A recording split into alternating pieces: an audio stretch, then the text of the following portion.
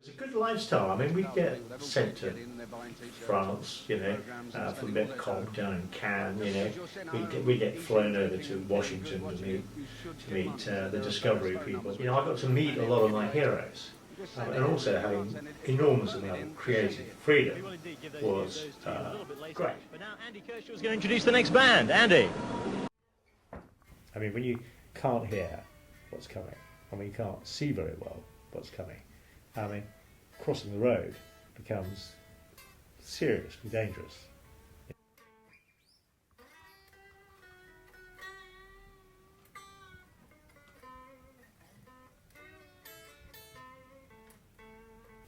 It began really, I thought I had flu.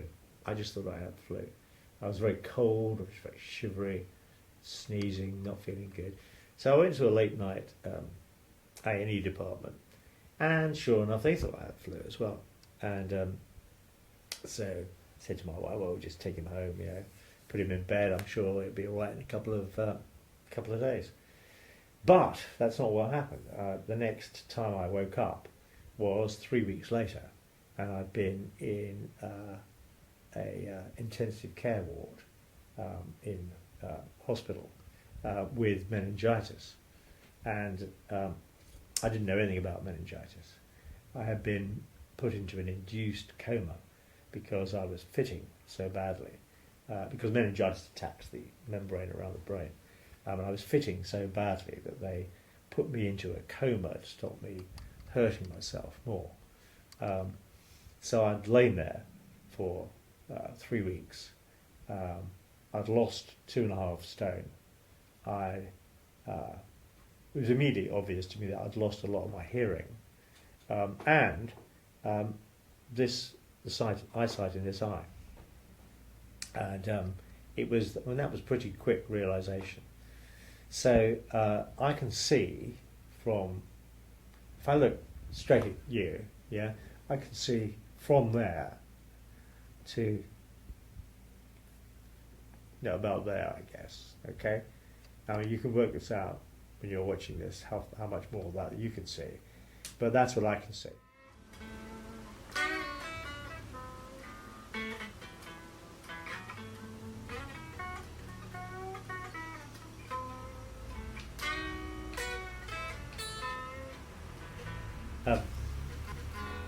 One of the first things that happened to me is that I realised, because of this perspective issue, is that I couldn't put toothpaste on a toothbrush.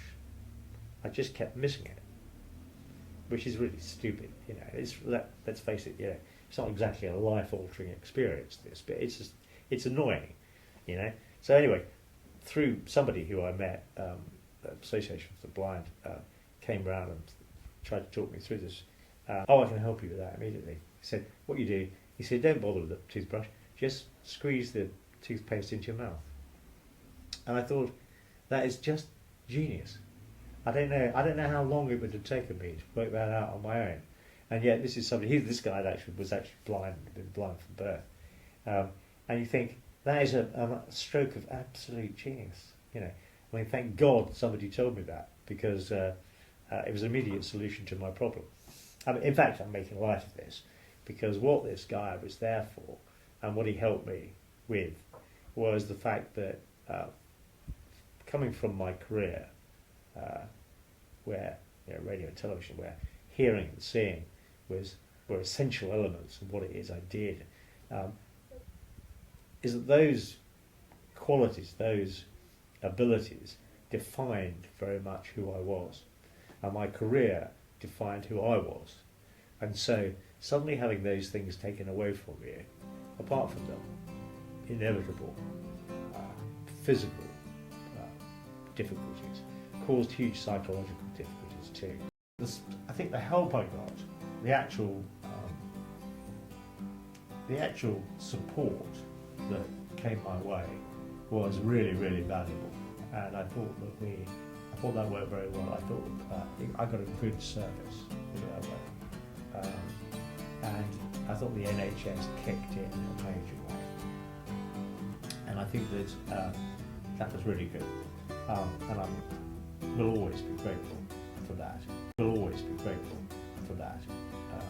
I think in the long run, it's made me reflect on life in a way that I may never have done if that hadn't happened. You know. But I'm very keen. I'm very optimistic about life. You know, I always was. I always have been, and I remain quite optimistic about things. Really. There's a joke about a missing dog, and the poster reads, dog, black Labrador, missing one eye, one ear, walks with a limp, answers to the name of Lucky, and that's pretty much how I feel.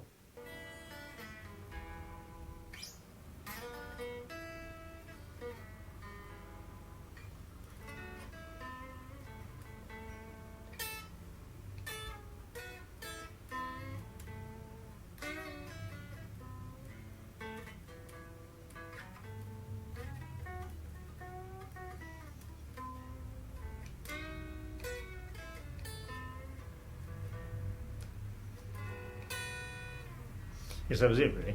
I had two ambitions, either to work at the BBC, become a programme maker, or play guitar for a living. And I did actually get the opportunity to do both, more or less in the same week, where somebody said, do you want to join this band? We're going to Europe for a tour. And I got a job offer at the BBC at the same time. So I actually had to say, no, I'm going to do the BBC. I would have been a rock guitar player. So frankly, I probably saved the world as well as myself a lot of anguish really by doing that.